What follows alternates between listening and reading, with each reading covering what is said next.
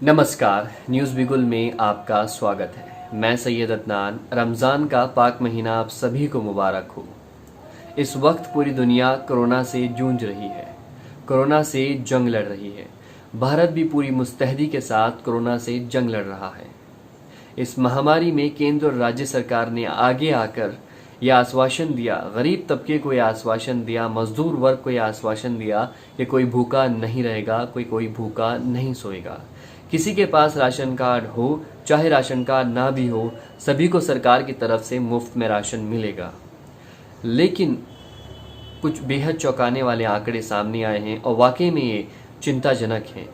The Hindu में छपी एक रिपोर्ट के मुताबिक 96% ऐसे प्रवासी मजदूर हैं जिन्हें सरकार की तरफ से राशन नहीं मिला।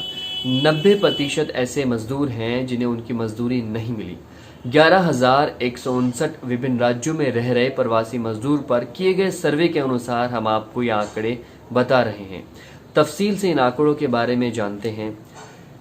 उत्तर प्रदेश के अंदर 100% ऐसे मजदूर मिले जिनके पास सरकारी राशन नहीं था, उन्हें मुफ्त में सरकारी राशन नहीं मिला। महाराष्ट्र में 99% ऐसे मजदूर हैं जिन्हें सरकार की तरफ से मुफ्त में राशन नहीं मिला।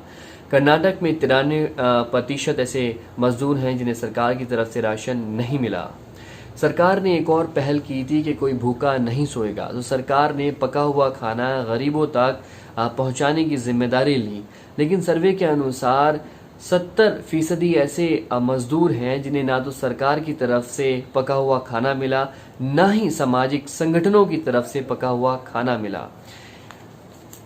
64% लोग उत्तर प्रदेश के अंदर ऐसे हैं जिन्हें ना ही तो सरकार की तरफ से पका हुआ खाना मिला, ना ही सामाजिक संगठनों की तरफ से पका हुआ खाना मिला। कर्नाटक के अंदर 80% ऐसे लोग हैं। महाराष्ट्र के अंदर 58% ऐसे लोग हैं। दिल्ली और हरियाणा में 66% ऐसे लोग हैं। 70% ऐसे मजदूर हैं जिनके पास सिर्फ 2 ही दिन का राशन बचा है। उत्तर प्रदेश के अंदर 100% ऐसे मजदूर हैं जिनके पास सिर्फ 2 ही दिन का राशन बचा है। महाराष्ट्र में 90% ऐसे लोग हैं जिनके पास सिर्फ 2 ही दिन का राशन बचा है। दिल्ली और हरियाणा में 82% ऐसे मजदूर हैं जिनके पास सिर्फ 2 ही दिन का राशन बचा है। सर्वे ये भी बताता है कि मजदूर के पास अपनी जीविका चलाने के लिए कितने पैसे बचे हैं। 70% मजदूर ऐसे हैं जिनके पास 200 रुपये से कम है। यूपी के अंदर 87% ऐसे मजदूर हैं जिनके पास 200 रुपये से कम है। हरियाणा में 76% ऐसे मजदूर हैं जिनके पास 300 रुपये से कम है। वाकई में आंकड़े बेहद चौंकाने वाले हैं और चिंताजनक हैं। किसी भयावह स्थिति की तरफ ये आंकड़े इशारा कर रहे हैं लगे कि आने वाले वक्त में कोरोना से ज़्यादा भुखमरी के लोग शिकार होने लगे। जो आंकड़े सामने आए हैं वाकई में बेहद चिंताजनक हैं और चौंकाने वाले हैं। हर एक राज्य सरकार को ये देखना होगा कि उसके राशन का वितरण किस प्रकार हो रहा है, राशन का सर्कुलेशन किस तरह हो रहा है। हर एक राज्य में राज्य सरकार को ज़िला स्तर पर और हर एक कस्बे में एक कमेटी बनानी होगी जो ये सुनिश्चित करेगी कि हर एक ज़रूरतमंद तक सरकारी राशन पहुंच रहा है या नहीं पहुंच रहा है। इससे जमाखोरी पर और काला बाजारी पर भी रोक लगेगी। लेकिन कोई मेन स्ट्रीम मीडिया इस पर बात नहीं करेगा क्योंकि ये जनता की बात है।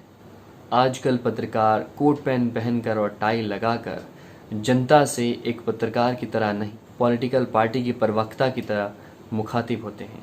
यह बेहद आश्चर्यजनक बात है। विकसित देशों से भी कुछ चौंकाने वाले आंकड़े सामने आए हैं। पिछले 5 हफ्तों में अमेरिका में 2 करोड़ 65 लाख लोग बेरोजगार हो गए। 2 करोड़ 65 लाख लोगों ने बेरोजगारी भत्ता के लिए आवेदन दिया। हर एक परिवार के एक सदस्य को $1200 सरकार की तरफ से मिलेंगे। लेकिन भारत के मिडिल क्लास वर्ग को, बेरोजगार युवा को कोई चिंता नहीं है। वो अपने हितों को भूल चुका है। वो सुबह उठता है, व्हाट्सएप यूनिवर्सिटी खोलता है, उनके मीम को देखकर गुदगुदाता है।